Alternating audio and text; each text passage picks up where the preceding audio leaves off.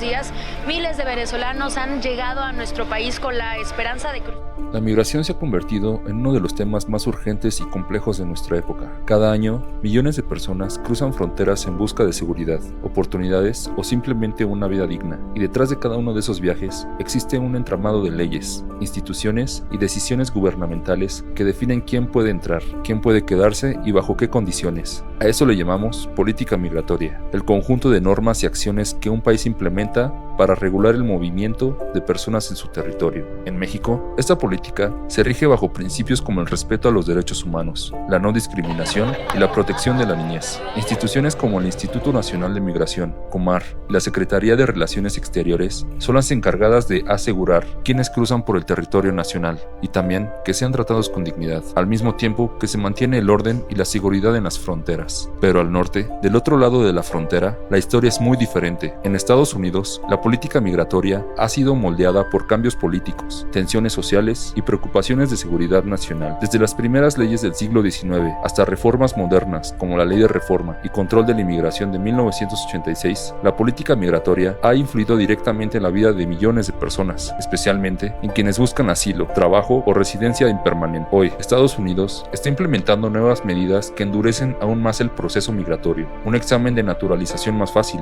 una tarifa de $1,000 para permisos humanitarios, cambios en las visas agrícolas y la aplicación estricta de leyes como la Laken-Riley, que obliga a detener migrantes acusados de ciertos delitos. Estas medidas, que comenzaron a entrar en vigor desde octubre de 2025, forman parte de un proyecto político más amplio que promete transformar por completo el sistema migratorio estadounidense hacia 2029. Los efectos ya se sienten a nivel local y global. Comunidades migrantes con mayor miedo a la detención, presiones económicas en sectores como la agrícola y un aumento de la carga para países de tránsito como México. Este reportaje busca entender qué hay detrás de estas decisiones, cómo funcionan las políticas migratorias en ambos países y, sobre todo, cómo afectan a las personas que todos los días se juegan la vida en el camino.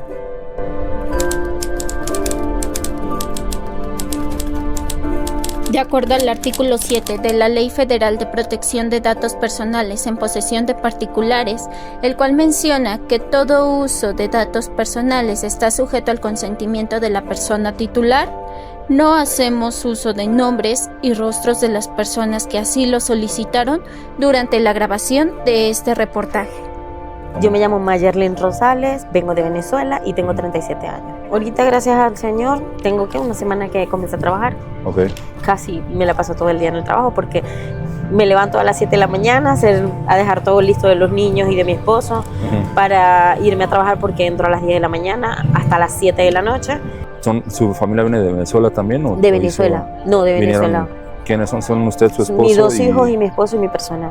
Somos cuatro integrantes. ¿Son 4 en total que vienen desde Venezuela? Desde Venezuela. ¿Por dónde nos vinimos? Por el Darién. ¿Cuál fue la Un mejor situación? futuro para nuestros hijos. No tienen casi futuro allá en Venezuela. Que te lo digo yo, que yo soy estudiada y aquí estoy. No tuve ningún futuro. Yo me gradué en la universidad y todo, y yo no tengo ningún futuro en mi carrera. Okay. Y te lo digo porque yo vengo de allá. Subsisten por los envíos que uno le hace de los países extranjeros hasta allá adentro. Okay, El que no tenga esa oportunidad o esa dicha, digamos, o esa bendición, pasa de verdad hambre. Okay. De Venezuela cruzamos a Colombia.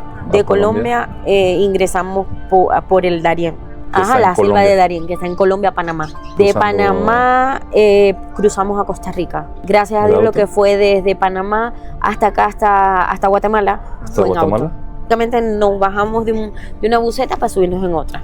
A lo que fue México, ahí sí fue más complejo. Parecido a la selva del Darién. Bueno, para mí lo más complicado ha sido el haberme quedado sin recursos porque nos decían que si salíamos, que la migra nos agarraba, entonces mi esposo no podía trabajar, estábamos encerrados en un hotel, nos quedamos sin recursos. Lo más difícil fue cuando ya no tenemos recursos, vernos en la situación de calle, porque ahí empezamos a tener lo que es la parte de la discriminación. No es de todo, pero sí hay su minoría que nos discrimina. Bueno, yo en Venezuela era enfermera profesional en un pediátrico de enfermedades pediátricas, o sea, todo era pura pediatría y eran enfermedades especiales. Son como cáncer, osteogénesis imperfecta, así, enfermedades de ese tipo. ¿Y ahorita el trabajo que ejerce es aquí en la vendedora? ¿De vendedora de heladería? Gracias a Dios, por medio de un asesor que nos viene mucho al campamento a visitarnos, es mexicano. Él nos ha ayudado con lo que es la parte de la Comar. ¿De la Comar? Y estamos en ese proceso, y lo que es la parte de migración, porque la Comar tiene un proceso y la migración tiene otro. Es un poquito complicado porque sí es largo el proceso, muy largo. Yo estoy desde abril con el proceso y todavía sigo firmando, yendo cada 10 días a la Comar a firmar. Son 7 meses ya de lo que lleva. Del proceso. Tengo mi CUR, pero es una CUR provisional que se vence en 6 meses. Venezuela vive desde hace más de una década una crisis estructural que combina colapso económico, hiperinflación, represión política y escasez de alimentos y medicinas. Este deterioro ha provocado un éxodo masivo. Millones de venezolanos han abandonado su país en busca de estabilidad. Según reportes de ACNUR y la OIM, la diáspora venezolana supera los 7 millones de personas, entre migrantes, refugiados y solicitantes de asilo. Además, muchos de quienes migran enfrentan rutas peligrosas. Algunos cruzan la selva del Darién para llegar a Centroamérica, exponiéndose a violencia, extorsión y tráfico de personas. Este éxodo no solo tiene un carácter humanitario, sino también una dimensión política. La migración ha sido aprovechada para consolidar redes y como mecanismo en el poder interno. También hay un costo para Venezuela. Además de población, se va el capital humano, talento y fuerza laboral. Este fenómeno contribuye a debilitar las instituciones y agravar la crisis. En ese sentido, el éxodo es parte de un drama que trasciende fronteras. No solo es una crisis nacional, sino regional, y México se ha convertido en una pieza clave de ese movimiento histórico. En México, la migración irregular marcó un récord en 2023.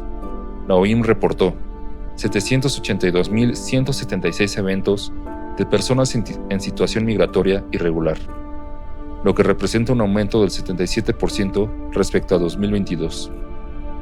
Dentro de ese flujo, los venezolanos destacan. Son una de las nacionalidades más numerosas. De hecho, en 2023 se registraron 222.994 eventos de migrantes venezolanos, irregulares según la OIM, y en 2024 la tendencia se aceleró.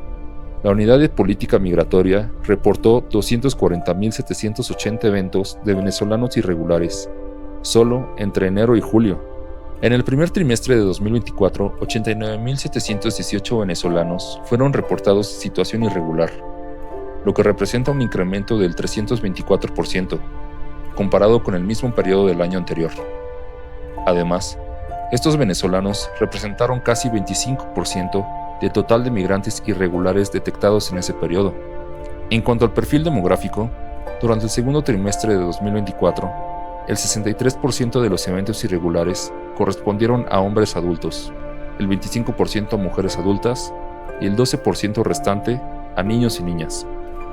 Ese trimestre, abril a junio de 2024, fue el más alto registrado por la OIM hasta ahora. 361.549 eventos irregulares, cifra récord. Además, aunque Venezuela es un origen muy relevante, en términos globales, los migrantes provienen de diversos países latinoamericanos. Pero la proporción sudamericana ha crecido. Más del 52% de los eventos irregulares entre enero y julio de 2024 vinieron de América del Sur. Por otro lado, según el Observatorio de Migración Internacional, México tiene en su territorio a más de 111.000 migrantes venezolanos, como parte del stock migratorio permanente. También es relevante que, aunque muchos llegan de forma irregular, no todos buscan seguir hacia Estados Unidos. En 2024, casi 29% de quienes entraron irregulares ante el INM eran venezolanos. Este fenómeno plantea desafíos urgentes para México. ¿Cómo crear políticas de inclusión que integren a quienes ya están aquí? ¿Cómo responder al crecimiento de una migración que no parece solo de tránsito, sino de establecimiento? En el 2023. 2023, entonces van 2 años. Ha sido, como te explico, ha sido verbal, ha sido también de gesto, de acto de golpearnos, no, pero sí verbal, hasta con mis niños. Al principio cuando mi hijo empezó, el grandecito, tengo 2, tuvo una discriminación que un niño le dijo que se fuera para su país. El niño en palabras groseras mexicanas. Okay. Y le aventó el pupitre. Gracias a la escuela donde ellos asisten, han sido con nosotros de verdad. Es la escuela que nos ha dado más apoyo, porque al principio no nos aceptaban. Nos decían, si no tienen la CUR, no te aceptamos. ¿Y cómo vamos a tener la CUR? Si para nadie es un secreto que somos emigrantes. O sea, aquí es la Venustiano Carranza, para entender la entrevista. Aquí te vas a conseguir con venezolanos, con colombianos, con haitianos, con guatemaltecos, con hondureños. El 70% es venezolano. No estoy planeando quedarme en México, ya estoy en el proceso, como te dije, con la Comar. A Estados Unidos, ya como dice el dicho, el sueño americano ya se acabó. ¿Nos puede explicar el CBP One, se llama? Era el programa para darnos, hacías un registro con todo el grupo familiar o si no era el grupo familiar, podría ser el grupo con el que llegaste. Y tú pasabas a Estados Unidos, ellos te hacían una pequeña entrevista, entrabas, tenías que poner la dirección a donde te iban a recibir, qué países cruzaste también te pedían. Entiendo. Te daban un plazo de 2 años, pero durante esos 2 años tú tenías que movilizarte si querías seguir en Estados Unidos. La familia, dejar a la familia atrás. ¿La familia? Eso es feo, muy feo. Pero tengo a mi mamá, tenía a mi papá, tengo a mis hermanas, toda mi familia está allá en Venezuela. Ese es el ver crecer a tu sobrino, el ver las fiestas familiares y uno no estar allá. Bueno, ya para terminar la entrevista, sabemos que como mexicanos igual decimos mucho de cómo nos tratan los gringos, cómo nos tratan los estadounidenses, ¿no? Cuando estamos en Estados Unidos. ¿Usted qué le diría a la gente mexicana que entienda sobre los migrantes que vienen de Sudamérica o Centroamérica? ¿Qué es lo que quisiera que entendiéramos? Que no todos somos malos y todos no nos movilizamos de nuestro país por gusto o por placer, porque el que migra es porque tiene alguna necesidad. Y casi siempre la mayor necesidad de todo ser humano que migra es darle como un mejor futuro a sus hijos, en su mayoría. A su familia, ¿no? En su mayoría.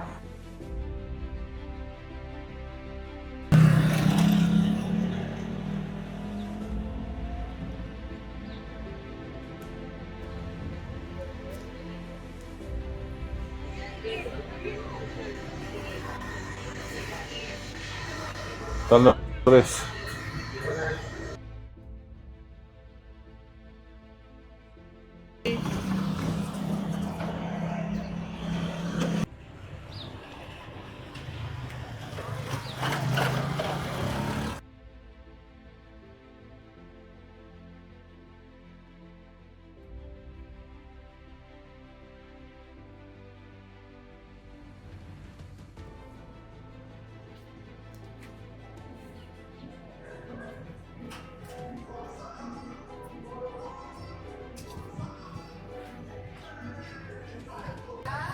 Buenas tardes.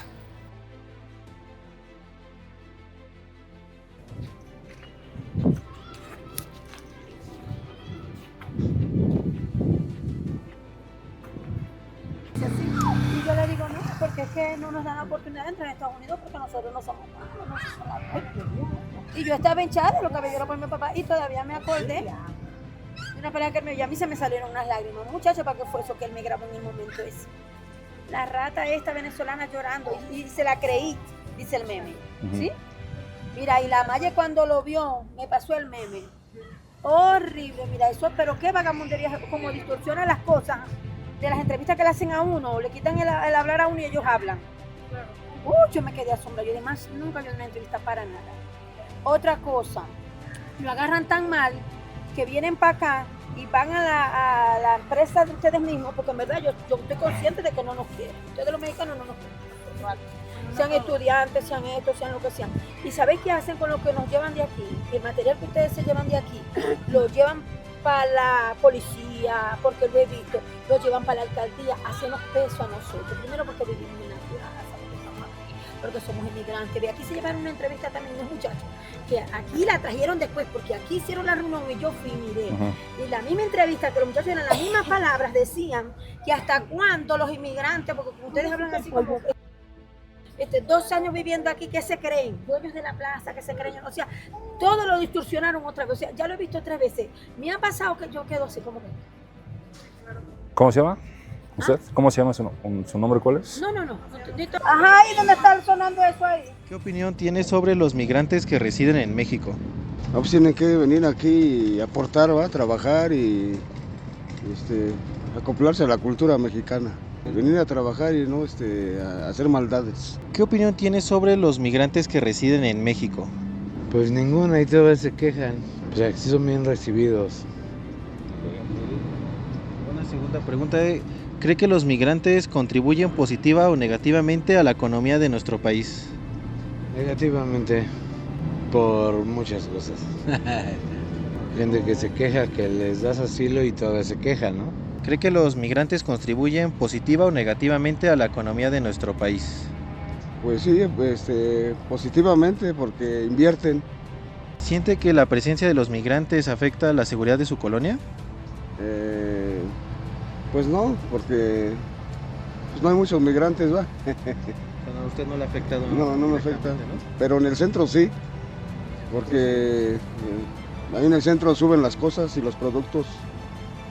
Y bueno, la última pregunta sería, ¿qué mensaje le daría a una persona migrante que llega a México? No, pues que trabajen y le echen ganas y pues se acoplen a la cultura de México. Y respeten a los mexicanos también. Mexicanos y mexicanas que los respeten y se lleven bien, ¿va? Y pues vengan a trabajar. ¿Siente que la presencia de los migrantes afecta la seguridad de su ciudad o colonia? En ocasiones sí, ¿por qué? Porque se prestan para que les paguen a drogarse y mientras les den droga y comida y techo, hacen lo que quieran. Que lo hacen por asilo, ¿no? Exacto. Y nuestra última pregunta sería, ¿qué mensaje le daría a la persona migrante que llega a México? Que dé gracias, que lo recibimos con los brazos abiertos nada más. ¿Qué opinión tiene sobre los migrantes que residen en México?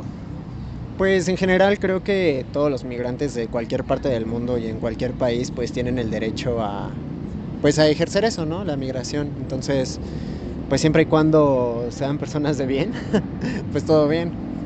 ¿Crees que los migrantes contribuyen de manera positiva o negativamente a la economía del país? Definitivamente repercute en algún polo, la verdad es que no sabría decir si en lo positivo o en lo negativo. Creo que obviamente contribuyen a un flujo de la economía, pero pues es difícil saber exactamente pues hacia qué lado, ¿no? ¿Sientes que la presencia de los migrantes afecta la seguridad de tu ciudad o colonia?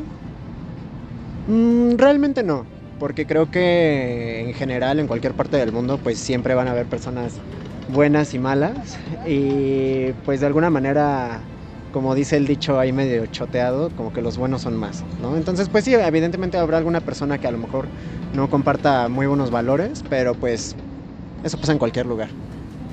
Y nuestra última pregunta sería, ¿qué mensaje le darías a una persona migrante que llega a México?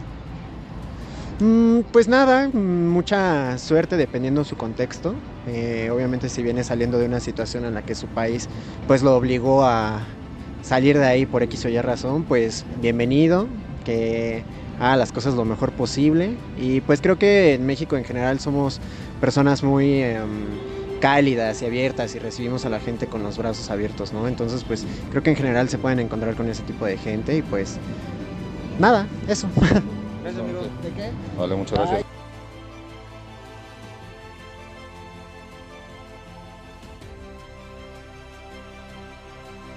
¿Qué es una política migratoria realmente?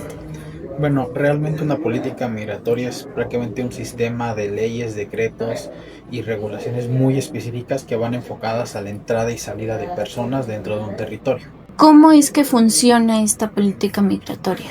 Principalmente funciona porque hay varios tipos de controles, como por ejemplo los controles legales o normativos son acorde a las leyes que se emiten para regular los requisitos de entrada, qué documentaciones te piden visa, no te piden visa, ante qué instituto hay que regular este tipo de cosas. Digamos que así es como funciona.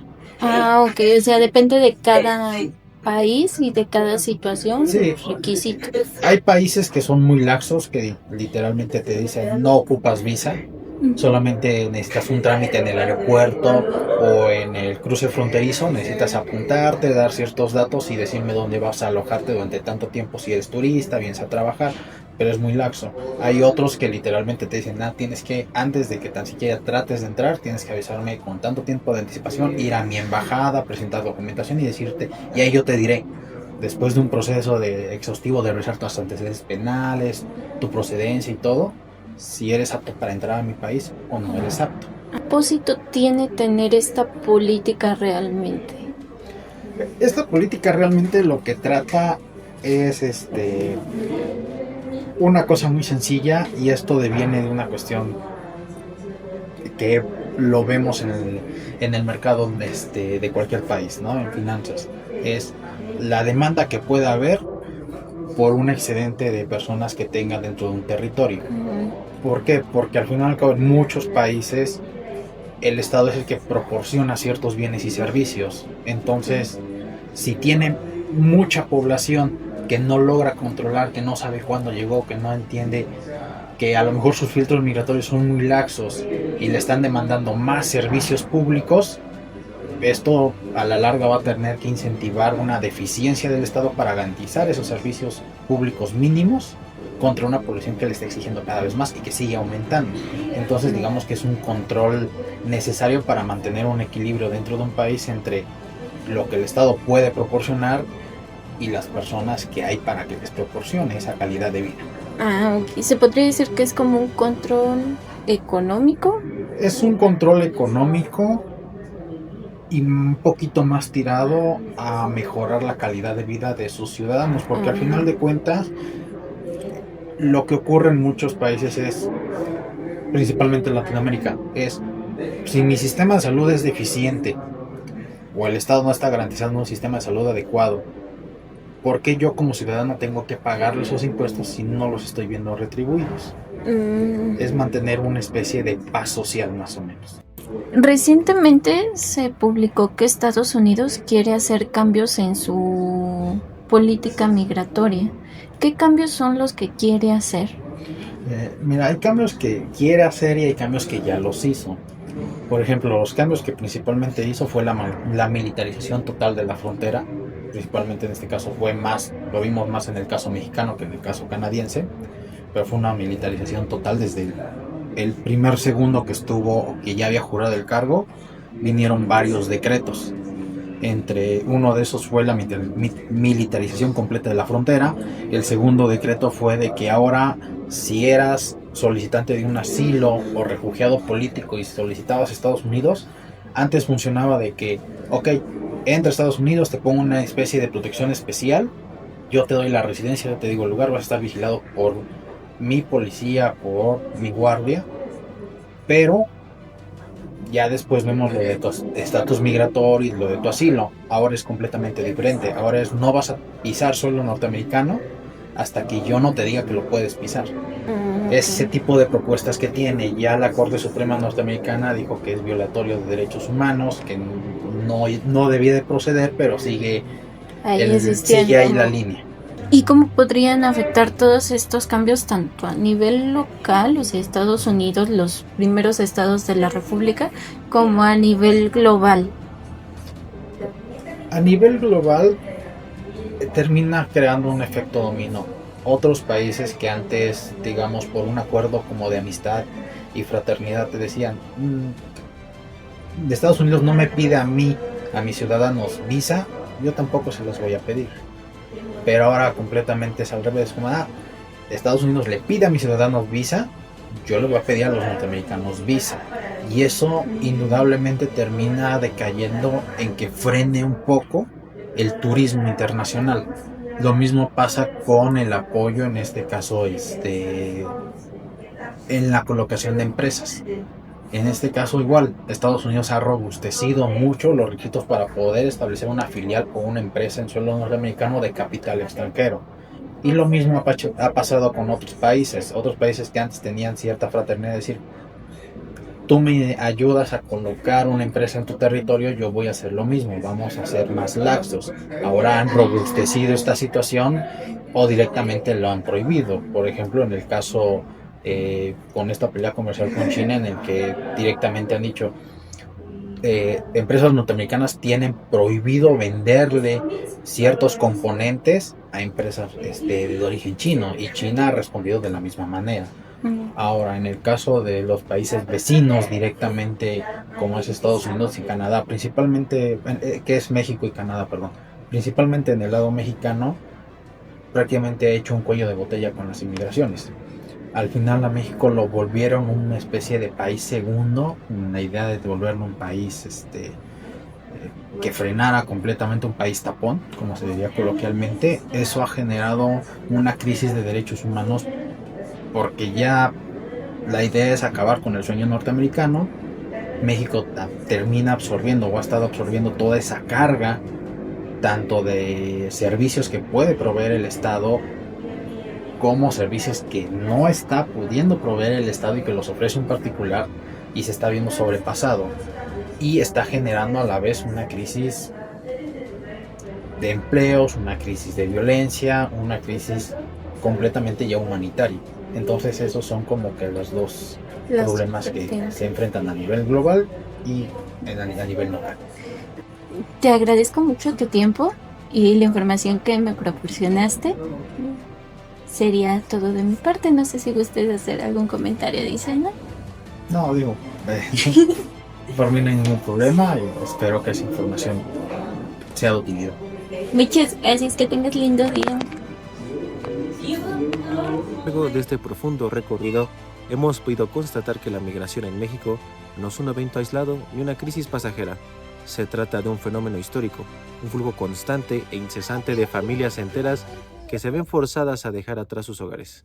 Huyen de la violencia sistémica, de la pobreza extrema, de la persecución política, o simplemente caminan impulsados por el legítimo deseo de encontrar mejores oportunidades de vida. Sin embargo, en su travesía por el territorio nacional, miles de estos migrantes se enfrentan a un panorama desolador. Los riesgos son tangibles y mortales, desde la amenaza constante del crimen organizado y la trata de personas hasta la carencia absoluta de recursos básicos. A menudo, el acceso a agua, alimentos dignos o a una atención médica es un lujo inalcanzable, y aún así, contra todo pronóstico, continúan avanzando, aferrados a la esperanza de llegar al norte. México se encuentra hoy en una encrucijada geopolítica compleja. Somos nación de origen, de tránsito y cada vez más de destino. Si bien las políticas migratorias han intentado evolucionar para equilibrar el respeto a los derechos humanos, con la inmensa presión diplomática de Estados Unidos, la realidad supera el papel. La falta de infraestructura en albergues y en el desbordamiento de los flujos complican el escenario cada vez más. En este reportaje fuimos testigos de historias de una resiliencia inquebrantable, pero también de un camino minado de obstáculos. Vimos autoridades rebasadas y una sociedad totalmente dividida, comunidades que solidarizan con empatía y otras que resienten el impacto social. Y al final, las interrogantes permanecen abiertas y urgentes. ¿Cómo garantizamos un orden seguro sin atropellar la dignidad humana? ¿Qué responsabilidad real asumirán los gobiernos ante este fenómeno creciente? Y sobre todo, ¿qué pasará con quienes hoy siguen caminando, confiando y ciegamente en que al final de este trayecto encontrarán esta vida distinta que tanto anhelan? Reflexionar hoy sobre la migración en México nos exige necesariamente mirar mucho más allá de las estadísticas frías. Nos obliga a detenernos para observar con verdadera atención el rostro humano que existe detrás de cada cifra. Porque cada migrante carga en su espalda no solo con una mochila, sino con una historia única, una motivación desesperada y casi siempre un destino incierto. Su paso por nuestro territorio es un recordatorio contundente de que la movilidad humana no es un fenómeno que pueda detenerse simplemente con muros o fronteras. Es la consecuencia inevitable de realidades profundas y crisis que laceran diversas regiones de nuestro continente. Esta travesía pone a prueba la resistencia física de quienes caminan a miles de kilómetros lejos de casa, pero también pone a prueba nuestra fibra moral, a nuestras instituciones y la sociedad que es testigo de su marcha. México enfrenta el monumental desafío de responder a un flujo que no queda de crecer, intentando hacer malabares para equilibrar su vocación humanitaria con las rígidas presiones internacionales en este medio de esta complejidad. La interrogante es ineludible. ¿Estamos realmente preparados en lo que se refiere a infraestructura y empatía para asumir la responsabilidad de ser el punto clave de esta ruta? Esto nos lleva a un espejo social. ¿Cómo entendemos la migración cuando la topamos de frente en nuestras calles? En los albergues o en los testimonios que escuchamos día con día. ¿La percibimos como una molestia o logramos verla como el recordatorio doloso de que la desigualdad sigue dictando el rumbo de millones de personas, mientras la marcha hacia el norte continúa impulsada por la esperanza. Queda claro que esto no se resolverá solo. Por medidas de contención, requiere una visión más amplia y humana. Al final, la pregunta permanece abierta para todos y cada uno de nosotros. Frente a quienes solo buscan un nuevo comienzo, ¿qué tipo de sociedad queremos ser?